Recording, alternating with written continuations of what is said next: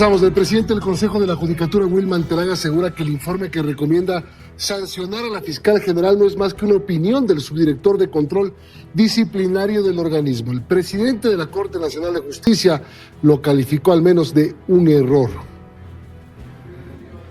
Desde el Consejo de la Judicatura dicen que solo se dio trámite a una denuncia presentada en contra de la máxima autoridad de Fiscalía y que por ello el subdirector de control disciplinario elaboró un informe que lo iban tan solo a conocer en el Pleno.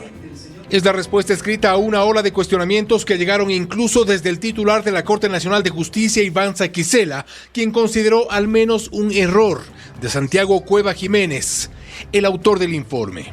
Ese informe jurídico constituye un gravísimo error o que llegó a inducir o quiso inducir al Pleno del Consejo de la Judicatura a cometer un grave error. Este tipo de atropellos no pueden suceder. El presidente de la Judicatura, Wilman Terán, convocó sin embargo a una sesión extraordinaria para este lunes que jamás se instaló, pero que allí dispuso verbalmente a la Subdirección de Control Disciplinario que sea objetiva para solventar cualquier recomendación antes que se conozca en el Pleno. Reza en el comunicado que tal recomendación no es más que una opinión, que debe tratarla el Pleno para negar o aceptar. Y se refiere con esto a la pretensión de suspender en funciones por 90 días a la fiscal Diana Salazar, un exabrupto del que Saquicela cree que hay que conocer las motivaciones. ¿Cómo puede atreverse a pronunciar lo que dice en ese informe por escrito con tamaños errores? Con esto es muy posible que se cierre uno de los frentes que se han abierto en contra de la máxima autoridad de Fiscalía, y es que la Judicatura cierra el comunicado haciendo un llamado a respetar las competencias e independencia de las instituciones. Y nada está dicho al interior del movimiento Pachakutik de cara a las próximas elecciones. La subcoordinación del movimiento asegura que no aceptará las condiciones que puso Leonidas Issa para correr por la presidencia. Es oficial. Pedro Freile, quien desistió a una posible precandidatura, apunta a la vicepresidencia, acompañando al empresario Jan Topic. Y Pedro es un perito, un experto en toda la parte petrolera. Tema 1. Tema 2, impoluto, incorruptible. Necesitas personas con quien puedas confiar. En tanto que el también empresario y exdirigente deportivo Eduardo Maruri reaparece en la escena política. Quiero agradecer a las agrupaciones políticas que han pensado que yo soy la persona adecuada para liderar esta transición. Él sería la carta del movimiento Centro Democrático a la presidencia de la República. En Pachakutik aún nada está dicho.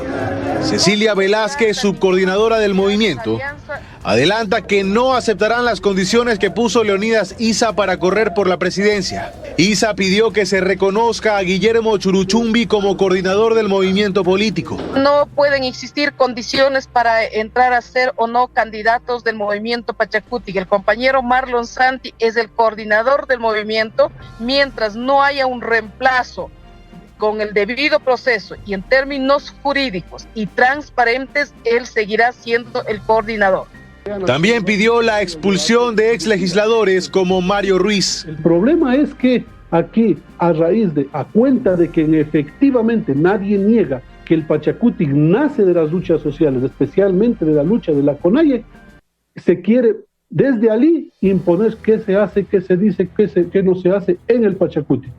Pachakutik no descarta incluso ir en alianza con otra agrupación política. No se descarta ninguna posibilidad de una alianza, eso lo definirá justamente el Consejo Político Nacional. Pero el tema está por verse. Mientras, continúan también los diálogos al interior de la izquierda democrática. Este jueves podrían haber definiciones. Por lo pronto se cuentan ya 10 precandidaturas a la presidencia para los comicios de agosto próximo. El movimiento Creo realizará sus primarias el 6 de junio. Por ahora insisten en que su prioridad es que el presidente Lasso busque la reelección y dicen que al menos 10 ex asambleístas estarán nuevamente en las listas. A un día de que termine el plazo, el movimiento Creo llevará a cabo sus elecciones primarias para definir sus candidatos a la Asamblea Nacional y el binomio presidencial. En principio tenemos previsto el 6 de junio. aquí en la ciudad de Quito. Será una gran asamblea. Por ahora dicen que irán con candidatos propios en todas las provincias. Nosotros presentaremos 35 jurisdicciones llenas de postulantes con equidad de género, con participación de lideresas de primer nivel, profesionales, mujeres que formarán parte de este proceso en todos los distritos, las 24 provincias, los 3 distritos a nivel internacional. Bernal sostiene que darán prioridad para encabezar las listas a los exasambleístas que conformaron la bancada del Acuerdo Nacional. La prelación que hemos acordado conjuntamente con el señor presidente es que efectivamente exasambleístas que formaron parte de la bancada de Acuerdo Nacional, el BAN, son la prioridad, sí. Sin embargo, no más allá de 10 de aquellos formarán parte de estas listas. Sin embargo, hay varios asambleístas que han integrado o han formado parte de la bancada de gobierno que no correrán para la reelección, no al menos en este periodo. Yo soy una de ellas, he decidido no formar parte de las listas de asambleístas en este proceso. Recordemos que dentro de un año ya tenemos que inscribir candidaturas para las elecciones o para los comicios de 2025. Lo que sí tienen claro es que su primera opción para la candidatura presidencial es Guillermo Lasso. Ahora dependerá de él intentar buscar la reelección. Justamente este miércoles por la noche mantendrán una reunión con el primer mandatario. El presidente vendrá el día de mañana miércoles, en donde parte de sus actividades, seguramente en horas de la noche, será una resolución con su equipo político, en donde iremos midiendo los tiempos, pero la respuesta del presidente se encasillará justamente en los tiempos que nos determina este rato el calendario electoral. Las organizaciones políticas tienen hasta el 7 de junio para sus procesos de democracia interna y hasta el 10 de junio para inscribir a sus candidatos. Y el Consejo Nacional Electoral hará una reforma al reglamento para el control y fiscalización del gasto electoral en campaña. Además, inició el seguimiento de la campaña anticipada de precandidatos. Para estas elecciones anticipadas, los tiempos son muy cortos. Debido a ello, la campaña electoral, pese a que está fijada entre el 8 y el 17 de agosto, iniciará cuando una candidatura esté en firme. Sin embargo, en redes sociales y plataformas digitales ya se puede evidenciar la difusión de nombres y propuestas para llegar a la presidencia. Esto constituye una infracción que podría terminar en sanciones, recuerda Simón Jaramillo, vicepresidente de la Corporación Participación Ciudadana. La campaña por fuera de los medios de comunicación, la promoción, la publicidad electoral, que son aquellos actos en los cuales los candidatos dan a conocer sus tesis, sus propuestas, los recorridos, los meetings. Esto tiene un límite de gasto, tiene restricciones en cuanto al aportante, no cualquiera puede aportar en una campaña. El Código de la Democracia reconoce a la campaña electoral anticipada como una infracción electoral y el artículo 279 de esa misma norma establece sanciones. Son multas que van entre los 11 y 20 salarios básicos unificados, es decir, entre $4.950 y $9.000. En el caso de los gastos de campaña, la ley establece que el pautaje en medios es exclusivamente a través del sistema de francas y ahí hay sanciones muy fuertes, incluso para el medio de comunicación que reciba propaganda por fuera de las francas. El Consejo Nacional Electoral desde ya hace monitoreo de medios. Sin embargo, para dar seguimiento a este incumplimiento, está previsto que el Pleno apruebe una reforma al reglamento para el control y fiscalización del gasto electoral. Esto sucederá en esta misma semana. Pero claro, a pesar de que las redes sociales no están regladas, en estas se pueden cometer infracciones. Y además el Tribunal Contencioso Electoral ha sancionado ya temas de violencia política y de género en redes sociales. Una vez que empiece la campaña, el CNE está obligado a dar seguimiento a la publicidad, que además solo se puede pautar mediante dicho organismo, y que ésta no vulnere derechos, no use a menores de edad, entre otros parámetros.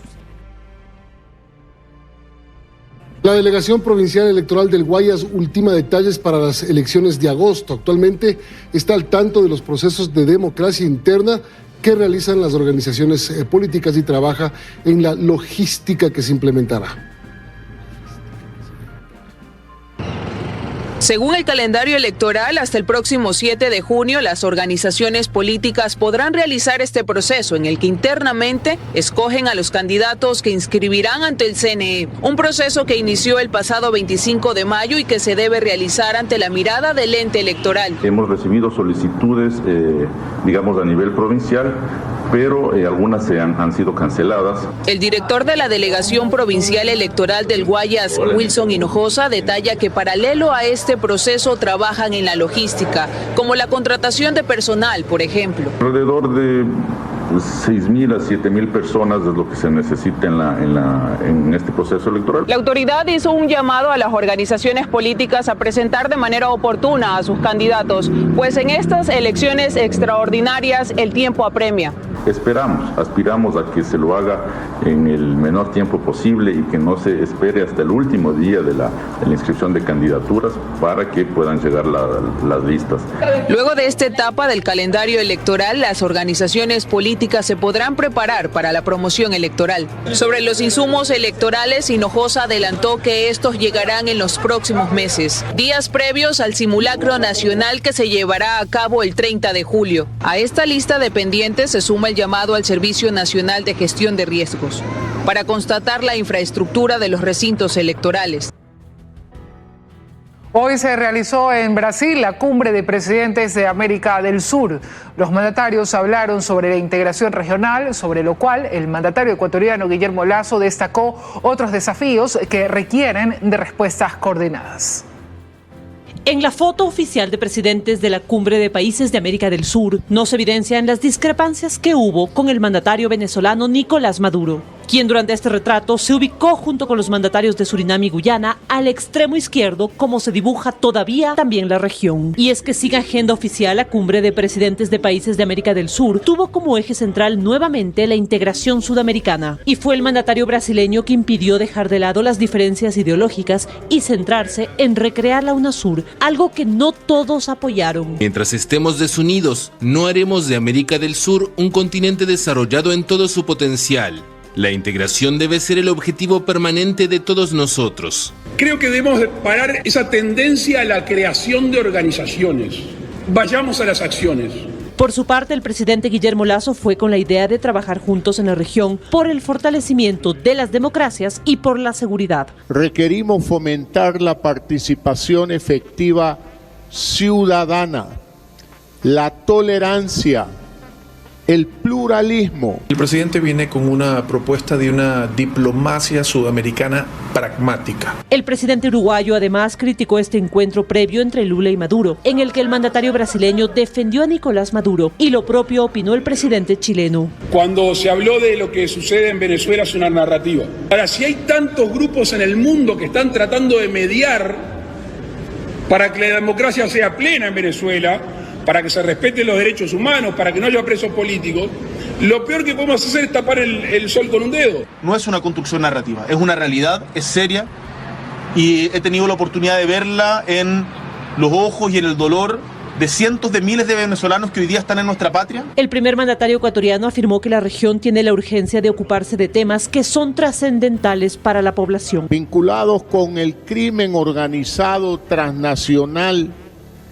y ligado a ello la minería ilegal, el tráfico de armas, la trata de personas. Y aunque la gran ausente fue la presidenta de Perú, Dina Boluarte, el presidente Lasso mantuvo una reunión con el jefe del gabinete ministerial que la representó. La ratificación del Perú respecto a los grandes lazos de amistad que unen a los dos pueblos, a los dos gobiernos. Y con esto concluyó el encuentro y el presidente Lasso estará de regreso al país este miércoles en la mañana.